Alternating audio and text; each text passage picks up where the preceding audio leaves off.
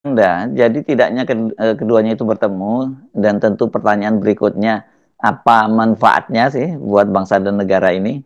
Jadi kalau ditanyakan terus apakah ada peluang antara Megawati dan Prabowo untuk bertemu, tentu pertanyaannya bertemu untuk apa? Tentu bagi Ibu Mega, pertemuan itu harus menghasilkan semacam sebetulnya kesepakatan,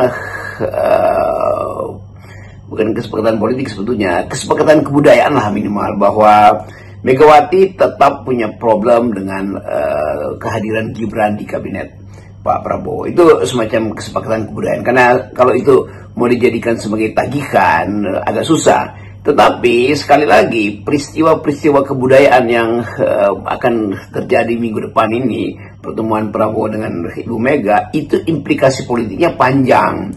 Tentu akan ada impact di dalam bahasa tubuh Gibran, karena memahami atau mengerti bahwa Ibu Mega senior di situ, demikian juga Ibu Mega, bahasa tubuhnya tentu tidak akan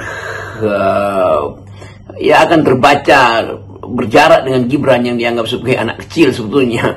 Jadi kita mau coba lihat itu. Tetapi kirim-kiriman pesan ini menunjukkan bahwa Pak Jokowi memungkinkan atau dimungkinkan oleh sejarah untuk menghidupkan kembali harapan bahwa Gibran akan diterima oleh Ibu Mega. Itu kira-kira versi Pak Jokowi. Tetapi bagi PDIP saya kira agak susah, karena tetap Gibran itu harus dipandang sebagai tokoh yang sedang mempersiapkan diri untuk memperpanjang dinasti Jokowi di 2009 kan. Kan Ibu Mega mengerti itu. Jadi kelihatannya jembatan kultural ini masih harus dibuat kokoh itu.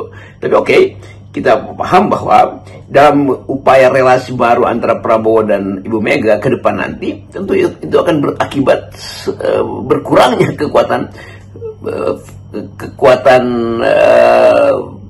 Pak Jokowi di dalam konstelasi politik. Kan begitu Ibu Mega ketemu Pak Prabowo, maka pasti akan ada semacam kesepakatan melampaui kesepakatan kultural tadi, yaitu kabinet harus begini-begini, kedudukan wakil presiden harus begitu-begitu. Kan itu yang kita sebut sebagai tukar tambah yang masuk akal. Dan bagi PDIP, tentu PDIP ada di puncak sebetulnya menikmati permainan politik hari ini, karena kebutuhan Gerindra terhadap PDIP melampaui kebutuhan PDIP pada Gerindra. Tentu Gerindra membutuhkan PDIP di parlemen sebagai pendukung atau minimal tidak beroposisi pada Gerindra, kan itu dasarnya tuh. Tapi secara filosofis ya bisa kita katakan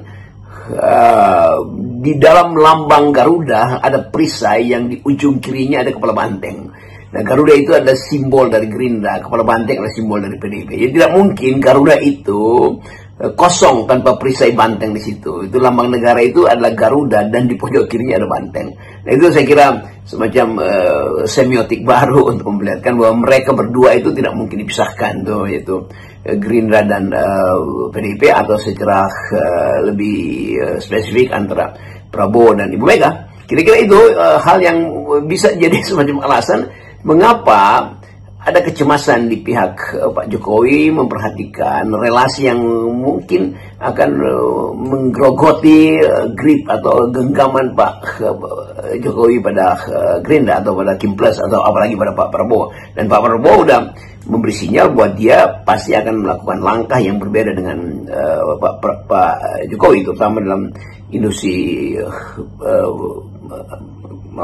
proyek-proyek strategis, dalam soal menuntun Indonesia masuk di dalam percakapan politik dunia. Jadi kira-kira akan ada perselisihan secara ideologis antara cara memimpin Indonesia versi Pak Jokowi maupun berbeda dengan versi Pak Prabowo.